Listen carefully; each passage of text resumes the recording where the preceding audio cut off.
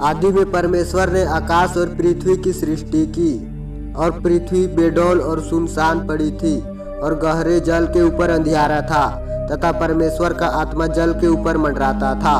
तब परमेश्वर ने कहा, उजियाला हो, तो उजियाला हो गया। और परमेश्वर ने उजियाले को देखा कि अच्छा है, और परमेश्वर ने उजियाले को अंधियारे से अलग किया, और परमेश्वर ने उजियाले को दिन और अंधियारे को रात कहा। तथा सांझ हुई, फिर भोर हुआ, इस प्रकार पहला दिन हो गया। फिर परमेश्वर ने कहा, जल के बीच एक ऐसा अंतर हो कि जल दो भाग में हो जाए। तब परमेश्वर ने एक ऐसा अंतर करके उसके नीचे के जल और उसके ऊपर के जल को अलग अलग किया, और वैसा ही हो गया। और परमेश्वर ने उस अंतर को आकाश कहा। तथा सांझ हुई, फिर भोर हुआ, इस प्रकार दूसरा दिन हो गया।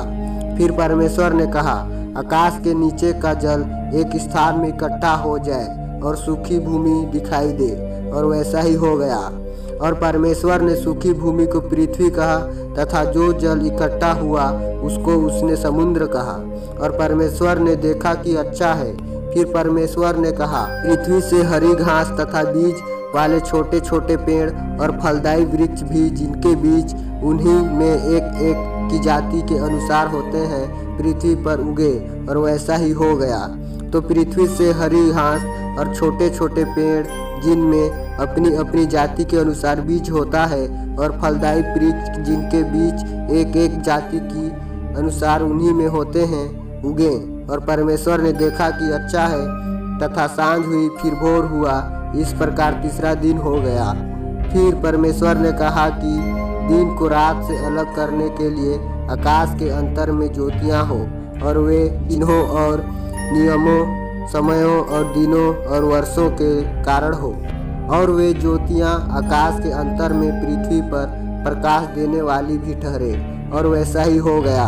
तब परमेश्वर ने दो बड़ी ज्योतियां बनाई। उनमें से बड़ी ज्योति को दिन पर प्रभुता करने के लिए, और छोटी ज्योति को रात पर प्रभुता करने के लिए बनाया, और तारागण को भी बनाया। परमेश्वर ने उनको आकाश के अंतर में इसलिए रखा कि वे पृथ्वी पर प्रकाश दें, तथा दिन और रात पर प्रभुता करें, और उजियाले को अंधियारे से अलग करें। और परमेश्वर ने देखा कि अच्छा है। तथा सांझ हुई, फिर भोर हुआ, इस प्रकार चौथा दिन हो गया।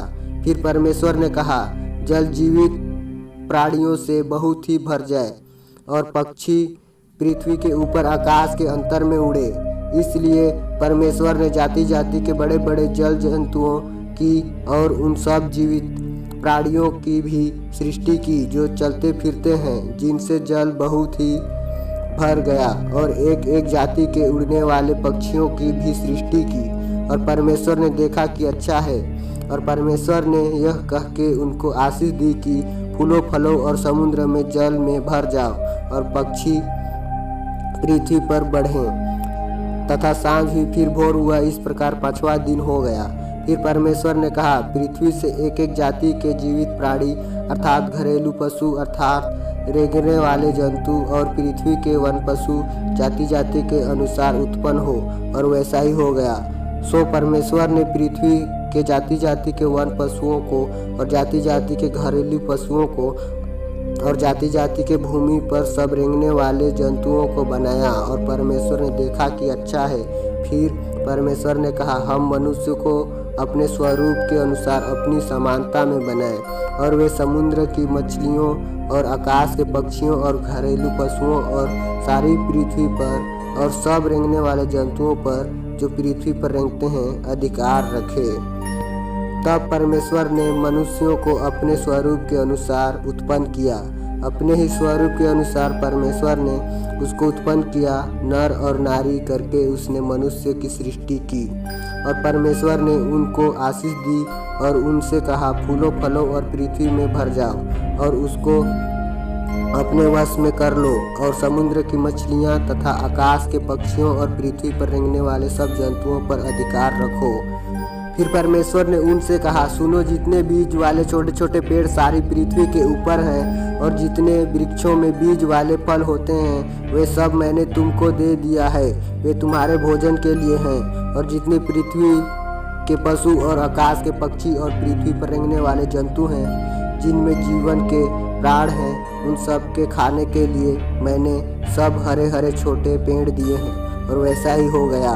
तब परमेश्वर ने जो कुछ बनाया था सबको देखा तो क्या देखा कि वह बहुत ही अच्छा है। तथा सांझ हुई फिर भोर हुआ, इस प्रकार छठवां दिन हो गया।